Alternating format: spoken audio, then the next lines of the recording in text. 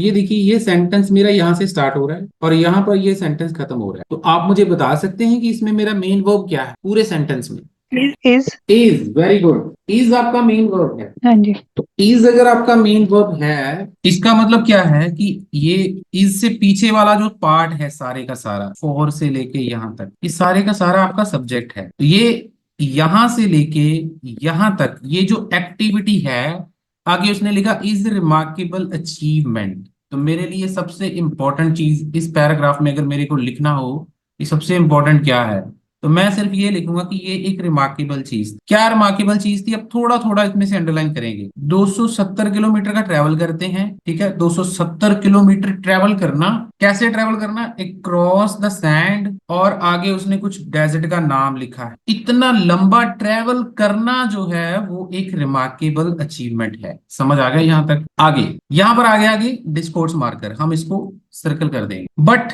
ये जो 270 किलोमीटर का सफर है, ये 11 दिन में करना विदाउट एनी ऑब्वियस मोटिवेशन, बिना किसी मोटिवेशन के। अब ये सेंटेंस यहाँ पे खत्म हो रहा है। इसकी मेन वर्ब कहाँ पे? इसकी मेन वर्ब फिर से ये इज। इज, ऐसे यहाँ पे ये है। तो फिर से इसने मतलब ये पीछे वाला जितना भी सारा पार्ट लिखा है, ये सारे का सारा आपका सब्जेक्ट बनेगा। तो ये सारा जो भी इसने पीछे लिखा है क्वाइट एक्स्ट्रा ऑर्डिनरी। अब यहाँ पे थोड़ा ध्यान से समझो। पहले इसने ये बोला ये बड़ी जबरदस्त चीज है, फिर ये बोला ये भी एक एक्स्ट्रा ऑर्डिनरी चीज। पहले तो वो 270 किलोमीटर का ट्रेवल करते हैं, फिर वो 11 दिन में करते हैं, ये इससे भी बढ़िया एक्स्ट्रा ऑर्डिनरी चीज है। यहां तक समझ आया? आगे चलते हैं। जी जी, पूछना है किसी को कुछ? सर यहाँ तक तो नहीं पूछना जी। आगे उसने लिखा on average their journey involves N exhausting round trip of 588 kilometre. आगे देखो, ये हाइफन दिख रहा है और यहाँ पर फिर से ये हाइफन दिख रहा है। यस। इसका मतलब क्या है? जो हाइफन वाला पार्ट है ये हमारे लिए इंपॉर्टेंट नहीं। क्यों इंपॉर्टेंट नहीं है हमारे लिए? सिर्फ ये इंपॉर्टेंट है, ये जो जानवर हैं इनका जो राउंड ट्रिप है वो इतने किलोमीटर का होता है, कहां से कहां वो चलते हैं ये उसने बताया। हमने यही याद, making it second only to the great trek undertaken by zebra herds in. आगे उसने फिर कुछ नेशनल पार्क का नाम। समझ आया यहाँ तक? यहाँ तक वो बड़ी हाँ अच्छी जी। अच्छी बात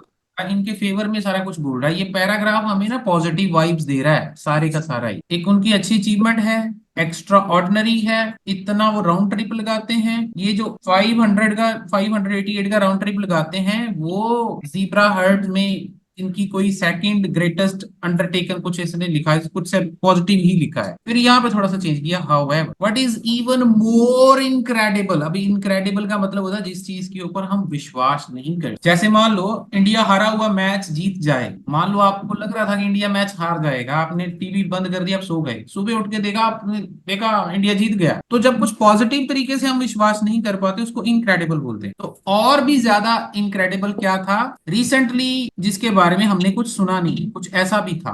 तो ये सारा पैराग्राफ उनकी अचीवमेंट्स के बारे में है, पॉजिटिव वाइब्स हमें दे रहा है। तो अगर हम इसको यहां से थोड़ा ट्राई करते हैं कि क्या आंसर हो सकता है, तो पहला डिक्रीज इन पॉपुलेशन, कुछ पढ़ा नहीं हमने। An obstruction on the traditional route, obstruction का मतलब होता है रुकावट, कुछ पढ़ा नहीं हमने। अननोन स्पीशीज, नहीं ऐसा भी हमने कुछ पढ़ा नहीं है। सम कंफ्यूजिंग इन्फॉर्मेशन, कंफ्यूजिंग इन्फॉर्मेशन कोई है नहीं इसमें। स्टेइंग परमानेंट इन, ये कुछ जगह का नाम आ गया, परमानेंट वो वहां पे रहते, ऐसा हमने कुछ नहीं। 6 नंबर में लिखा नियरली अ रेकॉर्ड इन जीब्रा वर्ल्ड। ये हो सकता है क्योंकि उसने काफी सारी अचीवमेंट्स गिनवाई, काफी सारी चीजें बताई। ये अचीवमेंट है, इतने किलोमीटर ट्रेवल करते हैं, इतने दिन में कर लेते हैं, सारा उसने हमें उनकी अचीवमेंट्स गिनवाई है। तो ये रेकॉर्ड्स तो हमने पढ़े काफी सारे। डिफरेंट 3 वेज ऑफ लिविंग, जीने के 3 डिफरेंट तरीके, नहीं पढ़ा। Original aim of the work, नहीं पढ़ा कि ओरिजिनल का मतलब होता है उनका बिगिनिंग में क्या एम था, नहीं पढ़ा। How was information passed on, passed on का मतलब होता है जो इंफॉर्मेशन मेरे पास है तो मैं किसी और को दे रहा हूं, आगे पास ऑन कर रहा हूं। तो इंफॉर्मेशन पास ऑन की कोई बात नहीं हुई है। Why it is important to study zebra, zebra को स्टडी करना क्यों इंपॉर्टेंट है, ऐसा उसने कुछ नहीं लिखा है। तो this is the only possible option 6 number heading that we are going to do. अब मैंने देखो जब पहली बारी ये सारी ऑप्शंस पढ़ी तो मैंने थोड़ा धीरे इसको पढ़ा और मुझे धीरे धीरे टाइम स्पेंड करना है, ताकि जब मैं दोबारा इस पे आऊंगा, जब मैं बी ऑप्शन को पढ़ूंगा तो इसके ऊपर मेरा टाइम कम लगे, लेकिन पहली बारी में थोड़ा टाइम ज्यादा इन्वेस्ट, ताकि अब तो ये जो है आपका 6 नंबर हेडिंग आ जाएगा। अब हम चलते हैं बी ऑप्शन की तरफ। जो जो टेक्निक्स मैंने कल बताई है वो सारी हम यूज करने वाले हैं। आगे देखो क्या लिखा उसने, एच कैपिटल आ रहा है, बी कैपिटल आ रहा है, मीन्स ये कोई नाम है। आगे क्या किया है इसने, कल मैंने आपको चीज बताई थी कॉमा वाला पार्ट, ये नाम लिख दिया, उसके बाद इसने कॉमा डाल दिया, और तो नए आगे क्या पार्ट। लिखा, ये रिसर्चर है कोई। ओके, इसने काम क्या किया, मतलब वो इंपॉर्टेंट, इस बंदा या बंदी जो भी है, डिस्कवर्ड दिस माइग्रेशन, इसने ये माइग्रेशन को फाइंड आउट किया था while she was tracking zebra group. Zebra zebra group को वो ट्रैक कर रही थी उस टाइम पे इसने इसको फाइंड आउट कर लिया था। अच्छा, जीब्रा ग्रुप्स के बाद देखो आगे लिखा officially known as this, officially उनको क्या कहते थे, हीरम्स कहते थे। ये हमें कुछ लेना देना नहीं है, हमारा जो मेन पार्ट है कि इस सेंटेंस से हमें मेन चीज क्या समझ में आ रही है। मेन चीज हमें ये समझ में आ रही है कि ये कोई रिसर्चर है, इसने ये काम माइग्रेशन जो पैटर्न है उनको उसको डिस्कवर किया है, दैट्स इट। आगे देखो बाय रिवर का नाम लिख दिया। आगे वो क्या कर रही थी, हाँ ये इंपॉर्टेंट, पीएचडी कर रही थी। तो जब वो पीएचडी कर रही थी उस टाइम पे इस लेडी ने या इस बंदे ने उनके माइग्रेशन पैटर्न को डिस्कवर किया,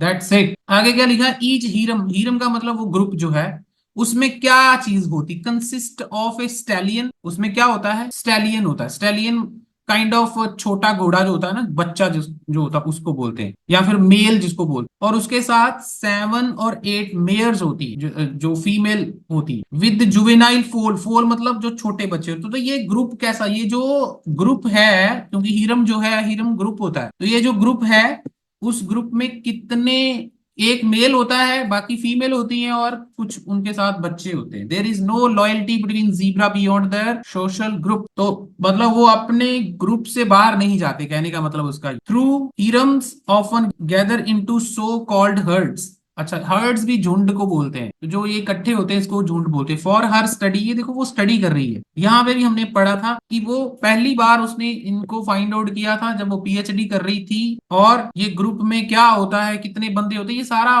वो काम कर रही है। Hattie had plan to compare small, वो कंपेयर करने का उसने फैसला किया 11 11 डिफरेंट हर्ड्स को, बस। तो यार ये ओवरऑल अगर मैंने इस पैराग्राफ का निकालना हो तो मैं क्या निकालूंगा, मैं ये निकालूंगा कि ये जो रिसर्चर था इसने ये किया सारा काम, ये देख रहा था उनका कितना ग्रुप होता है, कंपेयर कैसे करना, तो ये सब है। अब अगर हम इसको इधर जाके थोड़ा फाइंड आउट करने की कोशिश करते हैं, जो हमारा आंसर ऑलरेडी आ चुका है उसको तो हम कट कर देंगे ताकि वो हमें कंफ्यूज ना करे। ये हमारा थ्री डिफरेंट सर, मैंने लगता 3 different ways of living. 3 number में, 3 नंबर में उसने लिखा unknown species. No no no unknown, sir, seventh कह रही, सेवंथ। सेवंथ, सेवंथ, सेवंथ वाले में क्या लिखा, 3 डिफरेंट वेज ऑफ लिविंग। अब ध्यान से समझो, उनके रहने का तरीका, जो जीब्रा थे वो 3 तरीके से रहते थे। अब यहाँ पे हमने तरीका है, हमने ये पढ़ा है उनका कितना ग्रुप होता है, उस ग्रुप से बाहर वो नहीं जाते हैं, और ओके। उस स्टडी, वो उसकी स्टडी का पार्ट था, उसने डिस्कवर किया था ये सारा, जो ये इतनी लंबी माइग्रेशन कर, तो ये तो आंसर पॉसिबल नहीं है। आगे थोड़ा देखते ओके। हैं, के बारे में पढ़ना पड़ेगा, रिसर्चर के बारे में दिमाग लगाओ, क्योंकि ये सारा रिसर्चर कर रही है अपना काम। तो ये अगर आप थोड़ा सा नीचे जाएंगे, टेंथ एम ऑफ आएगा। The original aim of the work, या फिर why it is important to study zebra, इन दोनों में आपको एक आंसर लगना चाहिए। अगर इन दोनों में एक आंसर लग रहा है तो आप सही ट्रैक पे चल रहे हो। अब देखो ओरिजिनल व्हाई इन ऑफ। ये लग सकता है, लेकिन इसका जवाब उस पैराग्राफ में नहीं है। वो स्टडी जरूर कर रही, क्यों कर रही है नहीं पता, नहीं पता कि देखा, उनकी स्टडी करना बहुत इंपॉर्टेंट है। इंपॉर्टेंट मतलब उसने कुछ देखा होगा इन्वायरमेंट में, कोई प्रॉब्लम हो रही है या कुछ हो रहा है ऐसा, इसके लिए उसने ये रिसर्च करनी शुरू करी। उसकी क्या था उसका रीजन तो नहीं पता हमें। ये जो है कि उसका ओरिजिनल एम क्या था, ओरिजिनल एम मतलब उसका फर्स्ट एम क्या था, जो काम वो कर रही थी उसका फर्स्ट एम क्या था, कहाँ का, तो वो था कि वो पीएचडी कर रही, पीएचडी कर रही थी। तो वो उसके ओरिजिनल एम के बारे में सारा बताया कि ये सारा जो काम है उसकी पीएचडी का हिस्सा है। समझ आई मेरी बात, ये देखो पीएचडी कर रही है और ये सारा आगे उसने रिसर्च। हाँ जी, कुछ पूछना है, पूछना नहीं है नहीं किसी सर, को। नहीं नहीं। हाँ, तो ये देखो ये पीएचडी कर रही थी, पीएचडी करते टाइम उसने ये सारा जो है रिसर्च किया, और ये उसकी स्टडी का ही पार्ट था जिसमें उसने कंपेयर करने का सोचा कि मैं इनको कंपेयर करूंगी 11 डिफरेंट ग्रुप्स को, जो उनका झुंड बना होगा, डिफरेंट डिफरेंट जो झुंड बने होंगे उनको कंपेयर करूंगी। तो ये सारा कुछ उसके बारे में ही है, रिसर्चर के बारे में ये सारा पैरा। तो 100% इन दोनों में से एक आंसर आना था, या तो ये 10 वाला आता, या फिर 8 वाला। लेकिन आपका काम क्या था, अब आपको लग रहा है कि दोनों में एक आंसर है, अब आपको थोड़ा धीरे स्कैन करना है इसको और इसको, और इन दोनों में बेस्ट देखना है कि बेस्ट टाइटल कौन सा सूट कर रहा है। ये मैं जैसे बताया, इसको थोड़ा धीरे स्कैन करके समझने की कोशिश करेंगे। रीजन नहीं पता कि वो स्टडी क्यों करना चाहती, तो इसका एम जरूर था, क्योंकि वो उसमें पीएचडी कर रही थी, तो इसलिए उसका ओरिजिनल एम था ये, समझ रहे हो। तो इसलिए ये जो है यहाँ पर आपका आंसर आ, होपफुली आपको समझ आ गया होगा। अब हम चलते हैं थोड़ा सा आगे सी पैराग्राफ की तरफ। इन दिसंबर, ओके, दिसंबर में क्या हुआ, स्टार्टिंग में क्या आ गया है आपका कंडीशनल सेंटेंस। जब कुछ हुआ, व्हेन से जब भी हम स्टार्ट करते हैं तो हमेशा कंडीशनल होता है, उसका एक और पार्ट जरूर आएगा। जब तक वो पार्ट नहीं आएगा तब तक सेंटेंस इनकम्प्लीट रहता है। एग्जाम्पल के तौर पर जैसे मैं बोलता हूं, जब मैं जल्दी उठता हूं तो मैं जल्दी ऑफिस पहुंच जाता हूं। जब मैं जल्दी उठता हूं, व्हेन से स्टार्ट करेंगे, when I wake up early in the morning, तो क्या हुआ भाई, फिर कॉमा आएगा, फिर एक और सेंटेंस आएगा, फिर जाके ये कंप्लीट सेंटेंस, अदरवाइज ये इनकम्प्लीट ही रहेगा। तो जब भी सेंटेंस व्हेन से स्टार्ट हो तो हमेशा वो कंडीशनल सेंटेंस है। कंडीशन क्या लगी है, when annual rain had transformed the roads into river. थोड़ा सा समझने की कोशिश करो, जब रेन बहुत ज्यादा हुई, ठीक है, वो सड़कें नदियां बन गई, ट्रांसफॉर्म्ड हो गई, ओके, तो क्या हुआ, ये कॉमा आ गया, यहाँ पे ब्रेक आ गया, तो क्या हुआ, हैटी, हैटी जो रिसर्चर था, उसके बाद उसने क्या किया, was more than little surprise, वो ज्यादा ही सरप्राइज। अच्छा ये लड़की है, she checked the data sent by radio collar, उसने डेटा को चेक किया। अब देखो डेटा की बात आ गई है, तो 100% हमारे पास जो ऑप्शंस मैंने पढ़ी थी उसमें एक दो आंसर ऐसे भी थे जो डेटा के बारे में थे, अगर आपने थोड़ा सा ध्यान से पढ़ा। एक तो ये वाला था इंफॉर्मेशन वाला, एक ये वाला था। 100% इन दोनों में एक आंसर आने वाला, या 3 नंबर आएगा या 9 नंबर आएगा। अब मेरे को थोड़ा ध्यान ये रखना है कि इन दोनों में बेस्ट आंसर कौन सा सूट करता है। कंफ्यूजिंग इंफॉर्मेशन दी हुई है या फिर इंफॉर्मेशन को पास ऑन किया है, उसका तरीका बताया कैसे किया उस। तो जब उसने क्या किया, व्हेन शी चेक्ड डेटा, जो रेडियो कॉलर के द्वारा उसने भेजा था, सेंट बाय रेडियो कॉलर के द्वारा भेजा गया था, she fits to the zebra, she is tracking to find that 6 of harems were 270 kilometre away on the edge of. देखो कितना लंबा सेंटेंस है, फुल स्टॉप मिल रहा है कहीं, कहां पे है फुल स्टॉप, यहां से सेंटेंस स्टार्ट हुआ है और यहां पे जाके फुल स्टॉप मिल रहा है। अगर आप ये सारा सेंटेंस पढ़ने की कोशिश करोगे, you are going to be very very confuse. अब आपको पढ़ना क्या है, दैट्स मोर इंपॉर्टेंट। पहली बात मुझे थोड़ा सा दिमाग में रखना कि जब बारिश, बहुत ज्यादा बारिश हुई, सिंपल, तो हैटी सरप्राइज हो गई, सरप्राइज हो गई। कब सरप्राइज हुई, आगे उसने और लिखा है, डेटा जब रेडियो कॉलर के द्वारा सेंड किया गया, जो उसने जीब्रा को फिट किया था, she is tracking to find that, वो फाइंड करने की कोशिश कर रही थी 6 हीरम्स जो थे 270 किलोमीटर दूर, ये कोई जगह का नाम है, वहां पर थे। आगे उसने फिर कॉमा लगा दिया, ह्यूज मिनरल, ये जो माका गड्डी है, जो भी जगह का नाम है, आगे कॉमा डाल के इसके बारे में इंफॉर्मेशन लिखी, वो इंपॉर्टेंट नहीं है। ये जो एरिया है ये मिनरल में बहुत ज्यादा, इसमें मिनरल बहुत ज्यादा है, तो हमें इससे कोई मतलब नहीं है। हमें क्या समझ में आया कि वो हैरान हो गई थी। हैरान किस बात से हुई, पहली बात तो बारिश हुई, फिर वो हैरान हो गई, 270 किलोमीटर दूर चले गए वो, ठीक है, और वो हैरान हुई कि ये जो एरिया है वहां पर वो पहुंच गए थे, हीरम्स 270 किलोमीटर दूर चले गए थे उस एरिया से। वेयर सॉल्ट वाज कलेक्टेड, पानी मतलब चढ़ गया था, ऐसा कुछ उसने लिखा। आगे उसने लिखा देन, फिर क्या हुआ, व्हेन, फिर से conditional sentence, moisture from the rain had disappeared, जब मतलब मॉइस्चर जो था डिसअपियर हो गया in the may following year, तो क्या हुआ, 5 ऑफ दोस हीरम, अब कितने थे यहाँ पे, 6 हीरम थे, 6 में से 5, क्या 5 को क्या हो गया, came wearily back to the Okavango, ये कोई जगह का नाम है। पहले वो ये इस जगह पे पहुंच गए थे, उनमें से 5 ग्रुप, जब मतलब मौसम सही हुआ, मॉइस्चर सूख गया, तो वो इस जगह पे आ गए। आगे क्या लिखा, दिस रेज्ड क्वेश्चन व्हाई, ये जो चीज है उसके दिमाग में आई कि भाई ये क्यों हुआ, क्या हुआ उनके साथ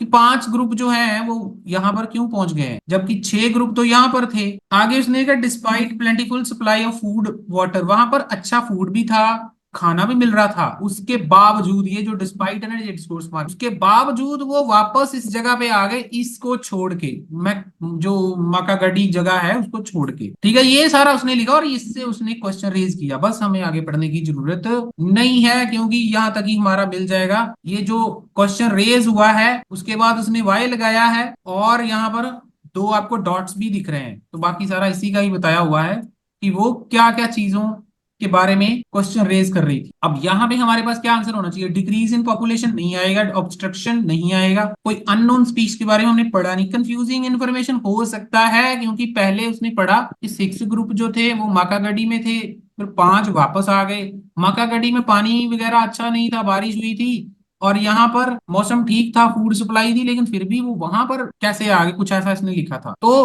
कहने का मतलब क्या है कि ये आंसर हो सकता है। उसके बाद how information passed on, information को पास ऑन कैसे किया गया। ये स्टार्टिंग में उसने एक सेंटेंस लिखा था, जब उसने देखा उसको इंफॉर्मेशन दी गई थी रेडियो के द्वारा। ये जो रेडियो कॉलर कुछ लिखा था उसने स्टार्टिंग में, थोड़ा सा अगर आप दिमाग लगाएंगे तो ये देखो, रेडियो कॉलर के द्वारा डेटा उसने जब ट्रैक किया तब वो सरप्राइज हुई थी। लेकिन क्वेश्चन उसने ये लिखा है कि डेटा कैसे पास ऑन किया गया वो नहीं हमें पता। वो तो उसने बता दिया कि रेडियो कॉलर के द्वारा किया गया, कैसे आगे उसने पास ऑन किया वो नहीं बताया। तो कंफ्यूजिंग इंफॉर्मेशन जरूर लिखी है कि पहले वो वहां पहुंचे, वहां पर पानी ठीक था, फिर वो वापस कैसे आ गए, इस चीज को लेकर उसके दिमाग में क्वेश्चन चल रहा था। तो क्या आंसर होना चाहिए आपके according? What should be the answer? Sir fourth. Should be 4 number, but it's very very difficult, not easy. Next पे चलते हैं। हाँ जी। अब देखो नेक्स्ट वाला पैराग्राफ, थोड़ा सा हम देखते हैं क्या हिसाब किताब इसका, थोड़ा बड़ा लग रहा है। देखो, दिस डिस्कवरी, अब आप लोग मेरी जगह पे होंगे तो आप यहां से पढ़ना शुरू कर देंगे, मैं नहीं पढ़ूंगा। ये जो डिस्कवरी है,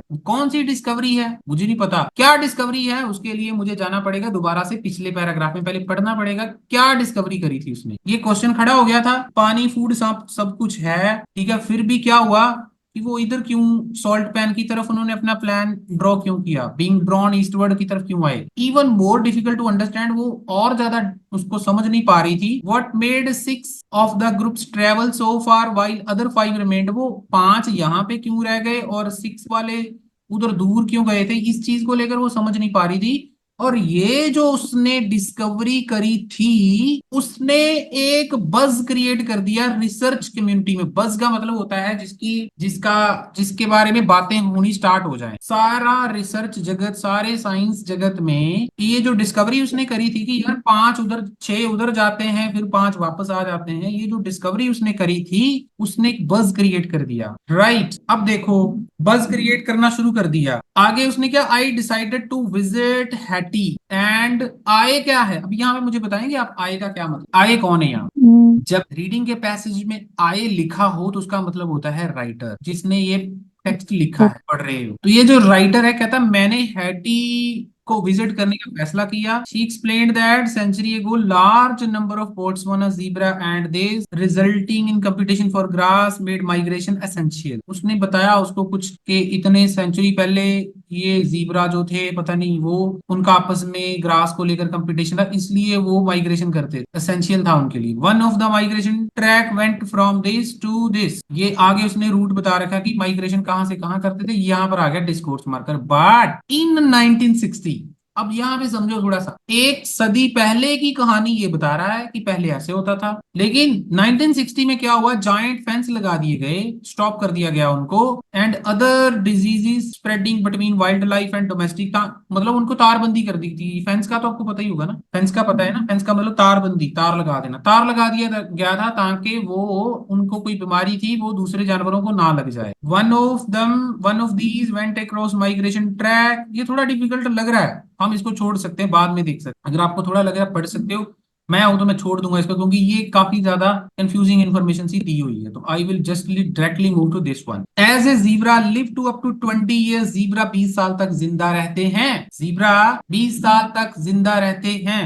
ओके ओके, क्या हुआ, this migration must have skipped at 1 generation during 40 or so years that the fence were up. अब ये देखो 20 साल तक जिंदा रह सकते हैं जो जीब्रास होते हैं। माइग्रेशन जो है वो एक जनरेशन पूरा वो स्किप कर सकते हैं 40 साल तक। So the years that fence, जब वो मतलब माइग्रेशन उन्होंने करी नहीं क्योंकि फेंस लग गई थी, फेंस की वजह से उन्होंने माइग्रेशन नहीं करी और 20 साल तक वो जिंदा रह सकते हैं, ऐसे उसने लिखा है। This prompts another question, yes, इससे एक और क्वेश्चन खड़ा हो, पिछले वाले में भी क्वेश्चन खड़ा हुआ था, इस वाले में भी क्वेश्चन खड़ा हो गया। आगे बढ़ते पढ़ते हैं क्या क्वेश्चन खड़ा हुआ। This has always been assumed that young social herbivores like zebra learn migratory behavior from their parents। ये क्वेश्चन जो खड़ा हुआ है ये अज्यूम किया जाता था कि जो यंग जीब्रास होते हैं वो अपने पेरेंट से माइग्रेशन सीखते हैं कि हमें इतना लंबा ट्रेवल करना है, वो अपने पेरेंट से सीखते थे। ये क्वेश्चन खड़ा हुआ। सो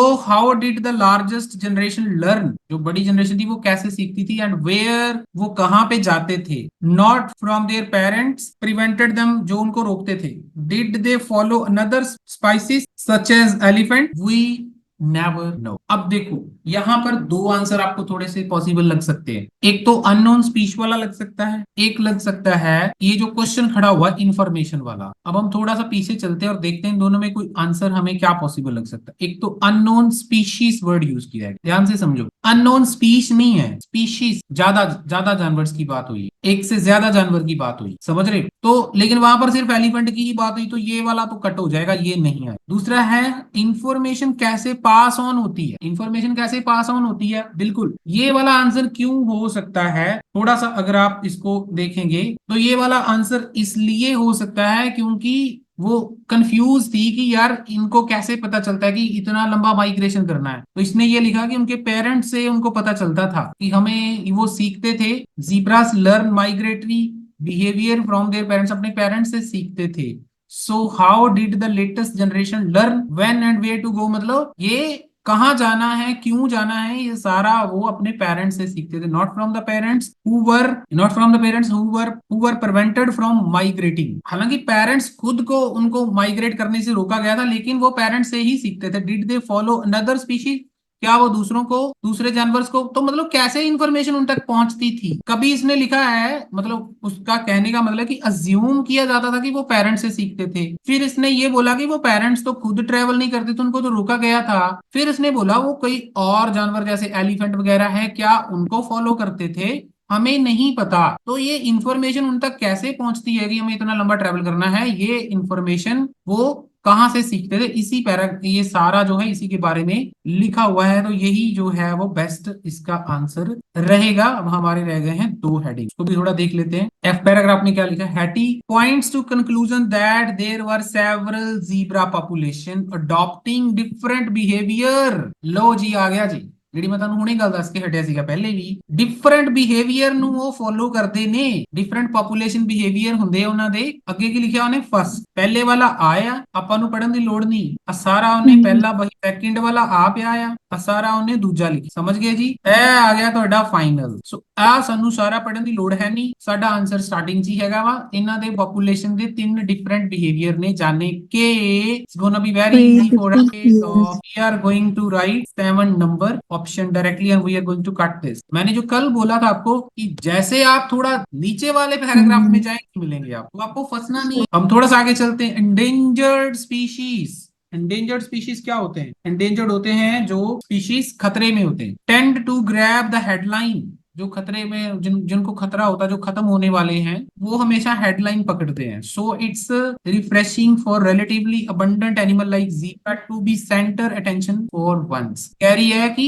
ये भी जरूरी है कि जैसे ये ज़ीब्रा है, इनकी भी पॉपुलेशन कम हो रही है, तो इनको भी अटेंशन एक बार मिलना चाहिए। तो कहने का मतलब क्या है, zebras are vital part of food chain, ये हमारी चेन का इंपॉर्टेंट पार्ट है। Understanding migration turns help them interrupt movement of predator. Research shed light on the impact of fence. ये देखो सारी जीब्रा की इंपॉर्टेंस बता रही है कि इसकी, इसके बारे में हमें हेडलाइंस बनानी चाहिए, ये भी इंपॉर्टेंट है। तो मतलब कि जीब्रा के बारे में इंपॉर्टेंट, ये भी आपका आंसर आ जाएगा। अब देखो हमारे पास एक ही हेडिंग बचा है, दैट इज डी ऑप्शन, और हमारे पास जो ऑप्शंस बची हैं वो है 3। तो पॉपुलेशन कम हो गई जीब्रा की। अब देखो आंसर मिल जाएगा आपको, अगर आपने छोड़ दिया होगा तो बड़े आराम से मिल जाएगा। कैसे मिलेगा? क्या हमने ये पैराग्राफ में ऐसा कुछ पढ़ा था कि उनकी पॉपुलेशन कम हो गई? जहां तक भी हमने पढ़ा था, उसने कोई डिस्कवरी किया था, उसने जो कम्युनिटी थी रिसर्चर्स की, उसमें एक बज क्रिएट कर दिया। फिर वो कह रहा, राइटर कहता मैंने उसको मिलने का फैसला किया, ठीक है जी। फिर उसने लिखा कि वो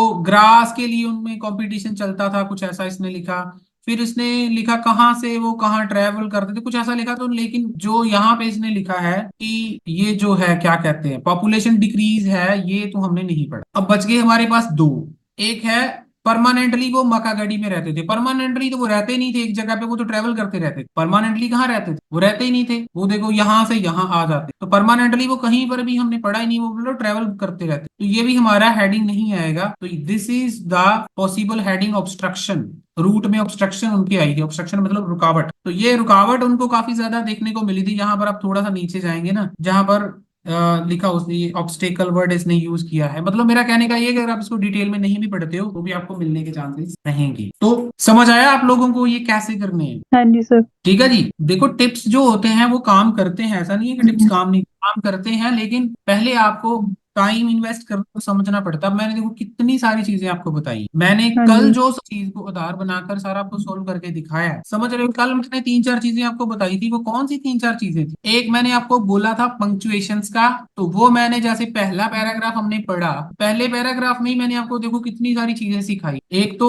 ये जो डिस्कोर्स मार्कर यहाँ पे यूज किया गया है उसका मैंने बताया कि ये इंफॉर्मेशन इंपॉर्टेंट नहीं है। दूसरा कॉमास का यूज किया गया है, इंफॉर्मेशन इंपॉर्टेंट क्या है। तीसरा मेन वर्ब आपका इंपॉर्टेंट है, यहाँ पर इज है और यहाँ पर इज है। इसका मतलब जो पीछे वाला सारा पार्ट है वो सब्जेक्ट है।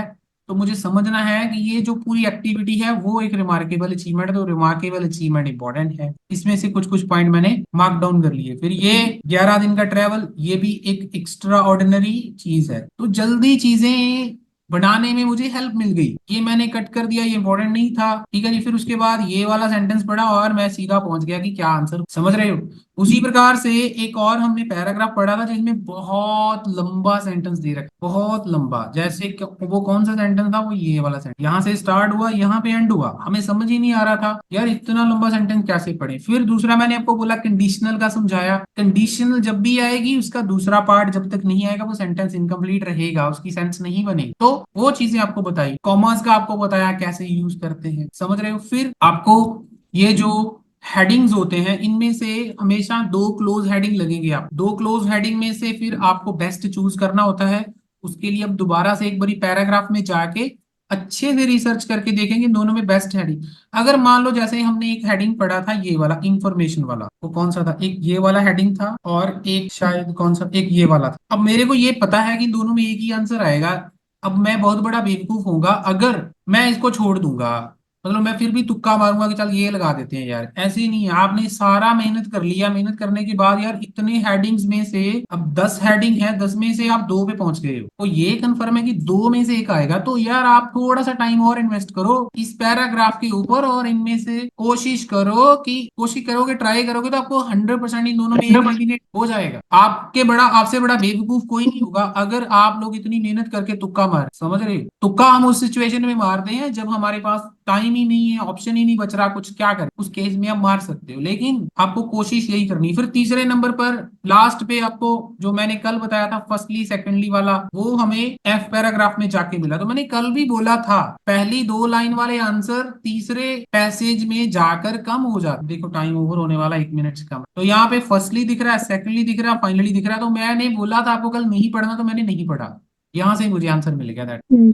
समझ आया आपको। हाँ जी सर। जी सर। अब इससे बेटर एक्सप्लेनेशन नहीं हो सकती। हम्म, इससे बेटर तो फिर ढूंढ लो, आप कहाँ मिलेगी, मुझे नहीं लग रहा कहीं मिलेगी। आप समझ रहे हो, तो मेहनत थोड़ा तो हाँ करना जी पड़ेगा भाई। ठीक है सर। दोबारा से लॉगिन लेता हूँ।